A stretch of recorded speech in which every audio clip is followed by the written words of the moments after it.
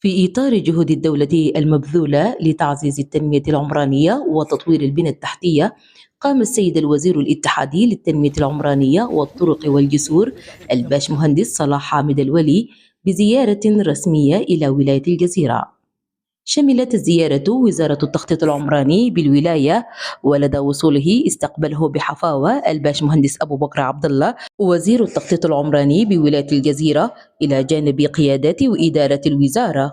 ومن ثم تم تقديم عرض تفصيلي للخريطة الهيكلية للمدينة كخطط عمرانية مستقبلية. كما ناقش الوزير التحديات التي تواجه الوزارة في تنفيذ خططها. بسم الله الرحمن الرحيم.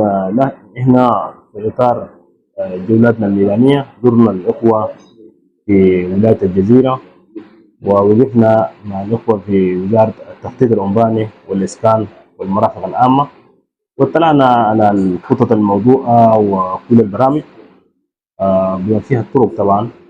ووجدنا خطه هيكليه مقترح، يعني هي طموحي.